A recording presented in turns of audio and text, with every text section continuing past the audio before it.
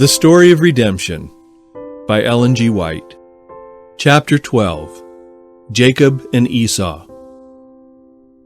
God knows the end from the beginning. He knew before the birth of Jacob and Esau just what characters they would both develop. He knew that Esau would not have a heart to obey him. He answered the troubled prayer of Rebekah and informed her that she would have 2 children and the elder should serve the younger. He presented the future history of her 2 sons before her, that they would be 2 nations, the one greater than the other, and the elder should serve the younger. The firstborn was entitled to peculiar advantages and special privileges which belonged to no other members of the family. Isaac loved Esau better than Jacob, because Esau provided him venison. He was pleased with his bold, courageous spirit manifested in hunting wild beasts. Jacob was the favorite son of his mother, because his disposition was mild and better calculated to make his mother happy. Jacob had learned from his mother what God had taught her, that the elder should serve the younger, and his youthful reasoning led him to conclude that this promise could not be fulfilled while Esau had the privileges which were conferred on the firstborn. And when Esau came in from the field, faint with hunger, Jacob improved the opportunity to turn Esau's necessity to his own advantage, and proposed to feed him with pottage if he would renounce all claim to his birthright. And Esau sold his birthright to Jacob. Esau took 2 idolatrous wives, which was a great grief to Isaac and Rebekah. Notwithstanding this, Isaac loved Esau better than Jacob. And when he thought that he was about to die, he requested Esau to prepare him meat, that he might bless him before he died. Esau did not tell his father that he had sold his birthright to Jacob and confirmed it with an oath. Rebekah heard the words of Isaac, and she remembered the words of the Lord, "The elder shall serve the younger." And she knew that Esau had lightly regarded his birthright and sold it to Jacob. She persuaded Jacob to deceive his father, and by fraud receive the blessing of his father, which she thought could not be obtained in any other way. Jacob was at first unwilling to practice this deception, but finally consented to his mother's plans. Rebekah was acquainted with Isaac's partiality for Esau, and was satisfied that reasoning would not change his purpose. Instead of trusting in God, the disposer of events, she manifested her lack of faith by persuading Jacob to deceive his father. Jacob's course in this was not approbated by God.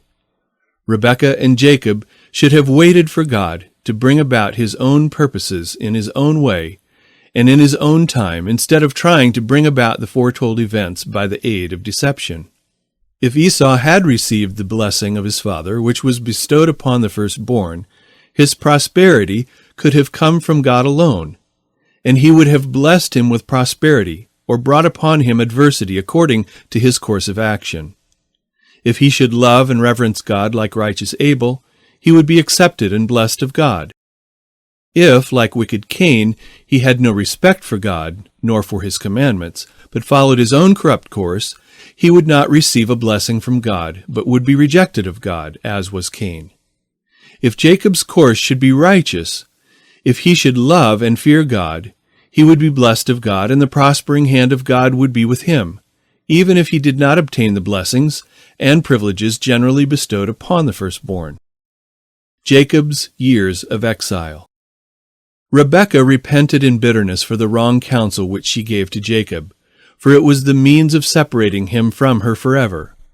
He was compelled to flee for his life from the wrath of Esau, and his mother never saw his face again.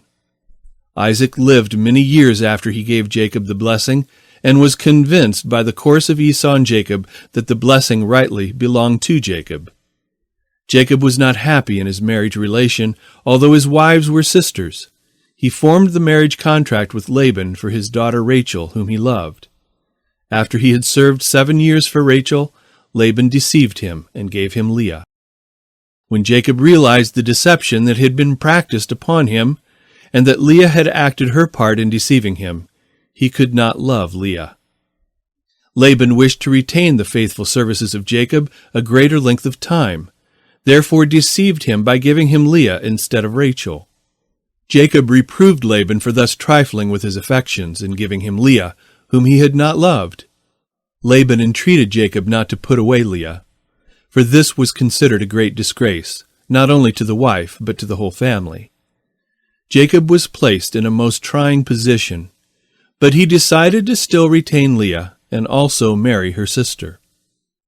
Leah was loved in a much less degree than Rachel. Laban was selfish in his dealings with Jacob. He thought only of advantaging himself by the faithful labors of Jacob. He would have left the artful Laban long before, but he was afraid of encountering Esau. He heard the complaint of Laban's son, saying, Jacob hath taken away all that was our father's, and of that which was our father's hath he gotten all this glory. And Jacob beheld the countenance of Laban, and behold, it was not toward him as before. Jacob was distressed. He knew not which way to turn. He carried his case to God and interceded for direction from him. The Lord mercifully answered his distressed prayer. And the Lord said unto Jacob, Return unto the land of thy fathers, and to thy kindred, and I will be with thee. And Jacob sent and called Rachel and Leah to the field unto his flock, and said unto them, I see your father's countenance, that it is not toward me as before.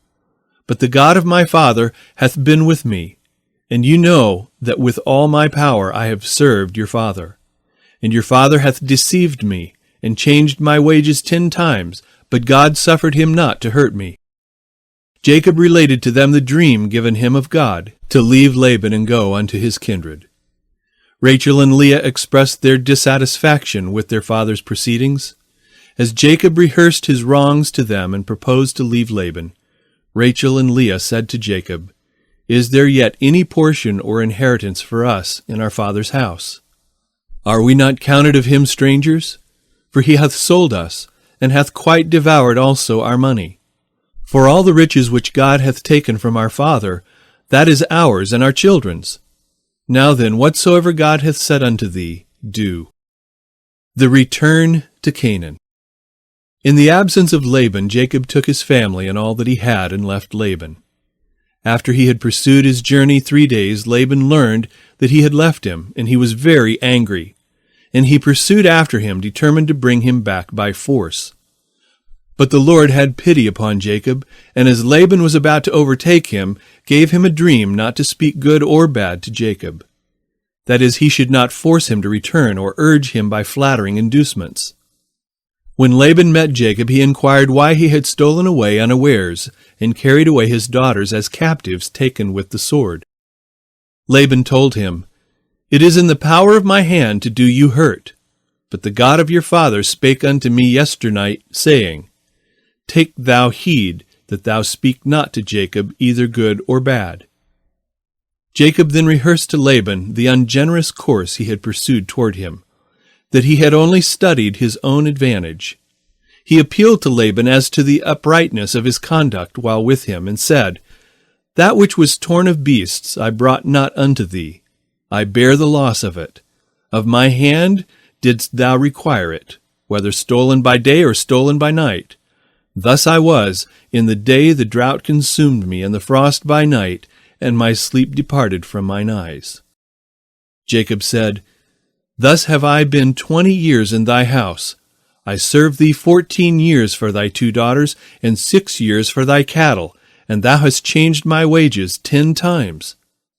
Except the God of my father, the God of Abraham, and the fear of Isaac had been with me, surely thou hadst sent me away now empty.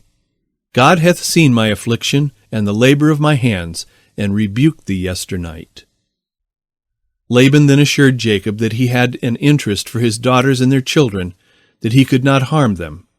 He proposed to make a covenant between them. And Laban said, Now therefore come thou, let us make a covenant, I and thou, and let it be for a witness between me and thee. And Jacob took a stone and set it up for a pillar. And Jacob said unto his brethren, Gather stones. And they took stones and made a heap. And they did eat there upon the heap.